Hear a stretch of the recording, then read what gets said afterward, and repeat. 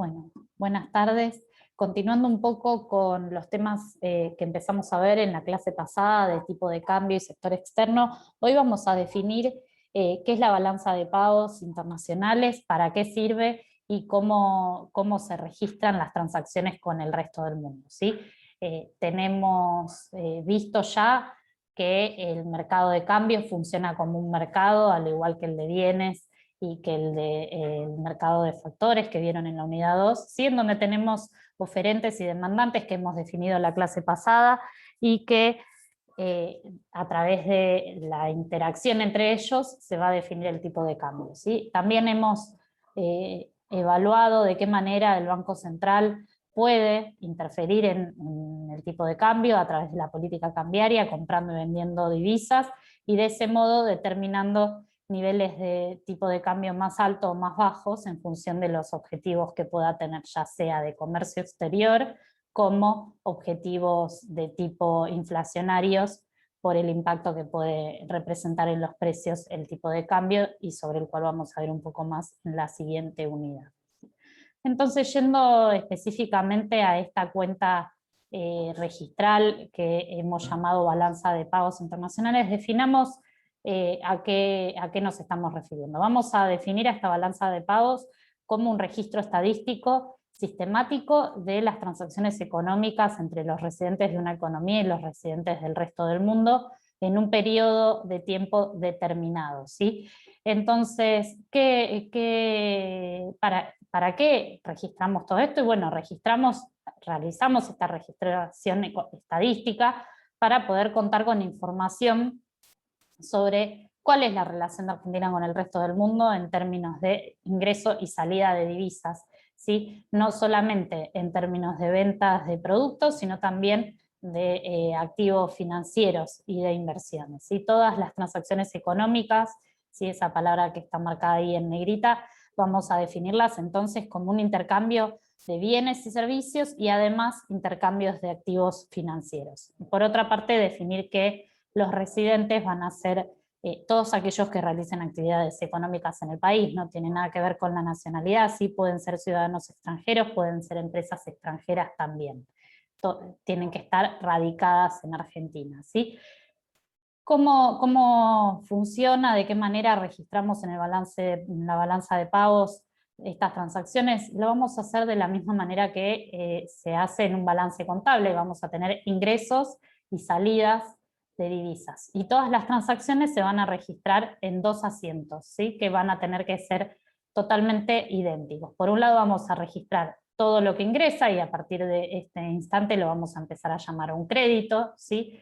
Entonces fíjense que en esa columna de azules tenemos los mismos conceptos que hemos visto en la clase pasada que componían la oferta, ¿sí? Las exportaciones, las inversiones extranjeras, la toma de deuda, ¿sí? Y por el otro lado vamos a tener todo lo que egresa, que nuevamente tenemos esa columna de naranjas, idéntica a la que vimos la clase anterior, como la demanda de divisas, y que a partir de ahora la vamos a llamar un débito, ¿sí? Un débito en esta cuenta contable sobre las transacciones internacionales. Entonces vamos como salida a registrar todas las importaciones, giros de dividendos, pagos de deuda, fugas de capitales, ¿sí?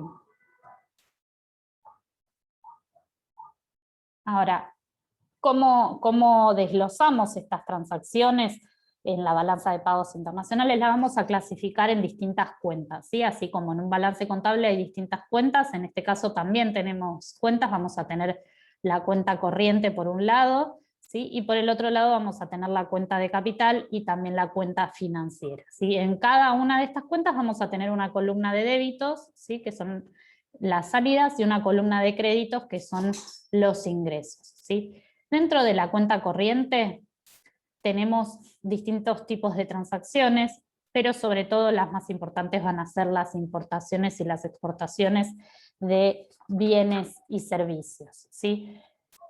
Que son las que están registradas acá en la izquierda de la pantalla. Tenemos importaciones, exportaciones de bienes, de servicios, tenemos como servicios también los embarques, ¿sí? Fletes, seguros, todos servicios prestados por residentes para realizar las exportaciones. Tenemos también en otros transportes, todos los que no son transportes de flete, ¿sí? Tenemos también viajes en los que se registran todos los viajes, por ejemplo, turísticos y los gastos de turistas en el exterior, ¿sí?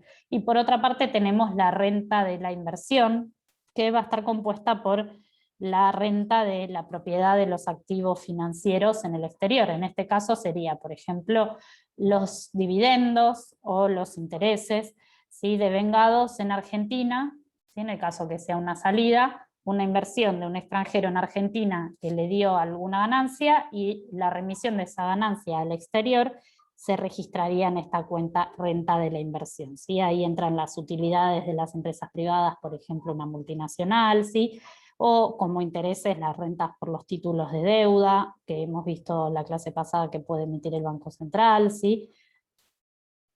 Y también tenemos, bueno, como otras cuentas donde se registran otros bienes, servicios y rentas, ¿sí?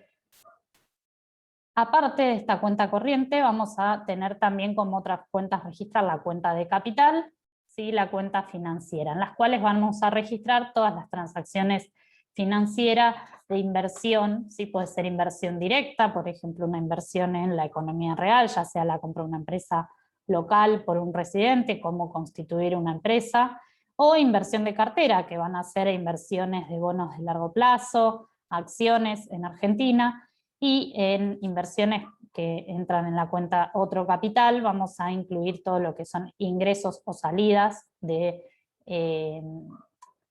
ya sea moneda propiamente dicha o letras y bonos de corto plazo. Y finalmente, y muy importante, vamos a tener el concepto de variación de reservas.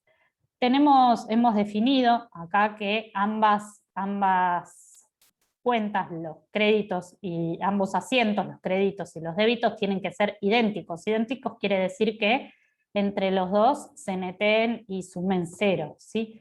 Para eso vamos a tener esta cuenta que se denomina variación de reservas, que puede ser positiva o puede ser negativa en función de cuánto ingrese o salga de esta economía. Recordemos que el Banco Central acumulaba reservas si compraba dólares o perdía reservas y vendía dólares. Entonces quiere decir que si yo tengo, por ejemplo, más créditos que débitos, ¿sí?, es decir, que me ingresan más dólares que los que salen, entonces voy a estar teniendo una variación de reservas positiva, ¿sí?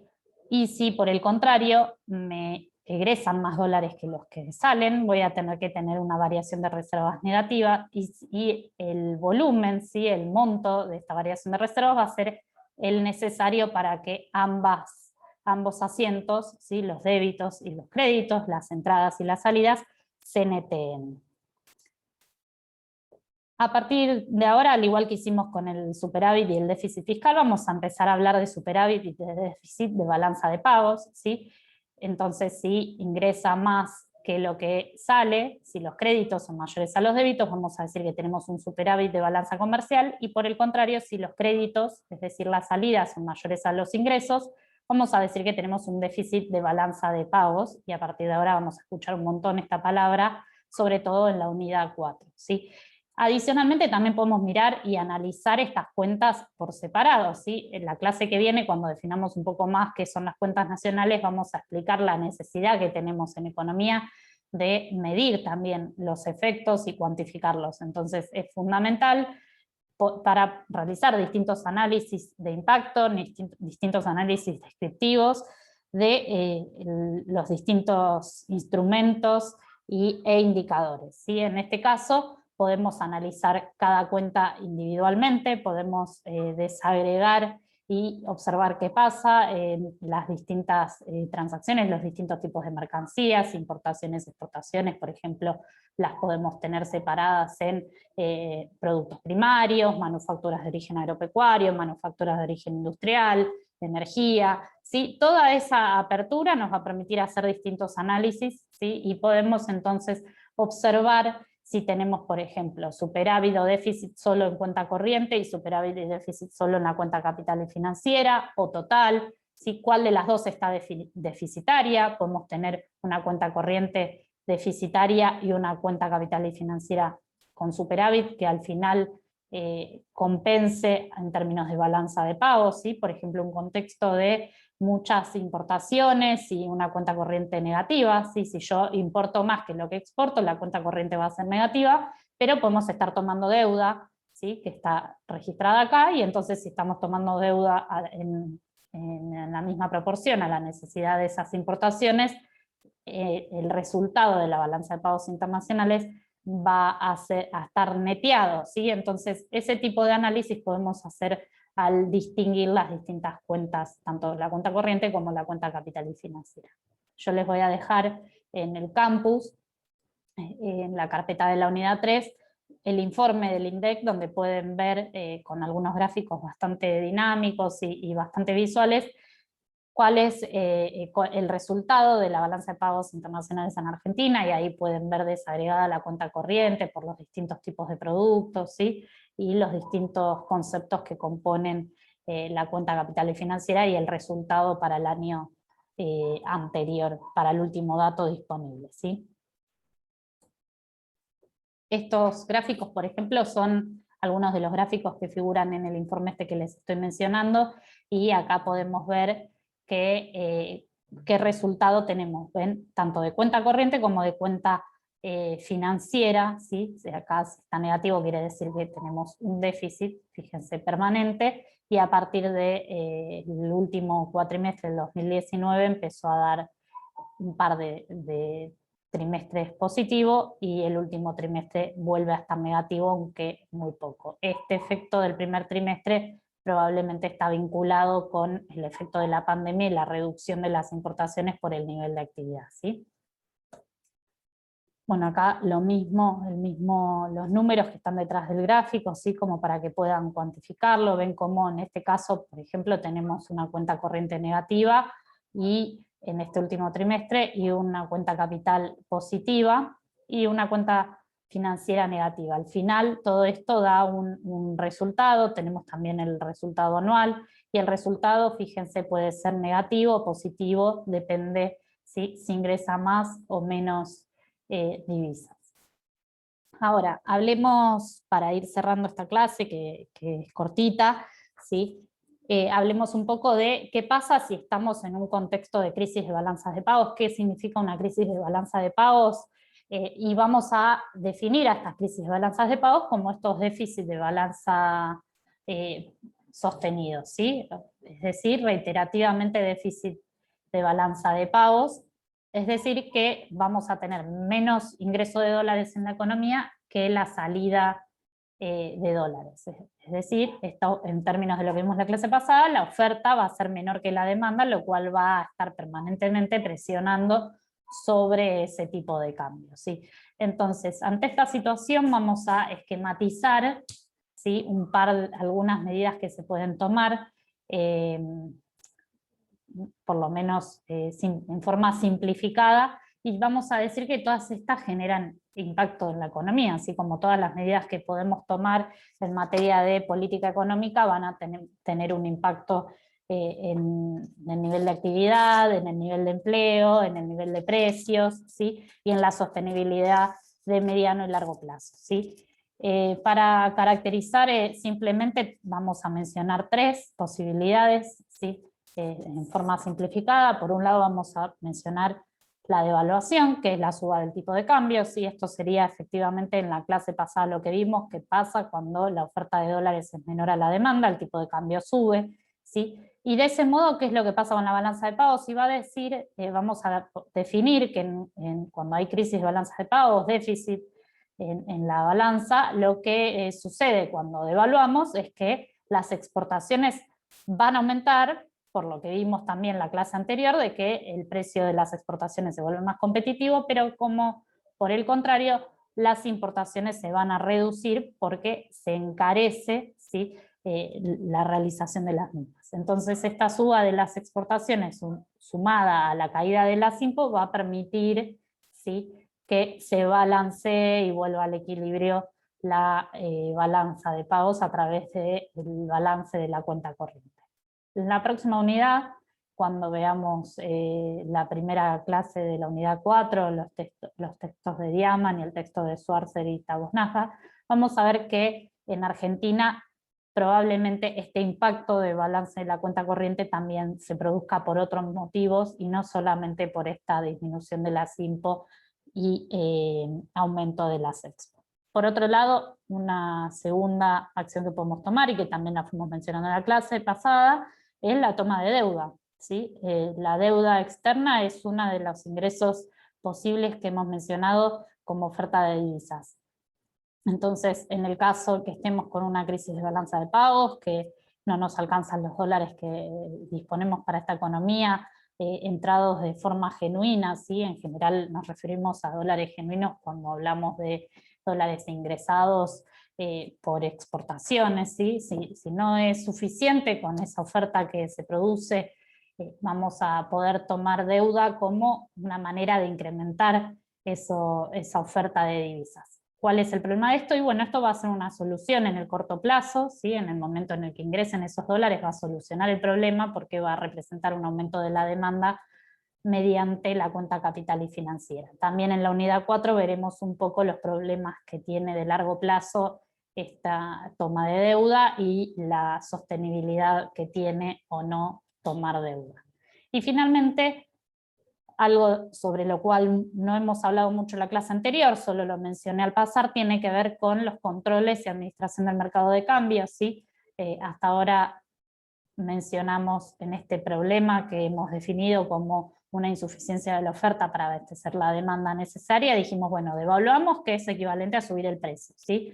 Otra cosa que acabamos de mencionar es aumentar la oferta a través de la deuda, ¿sí? Y finalmente la tercera opción va a ser disminuir esa demanda.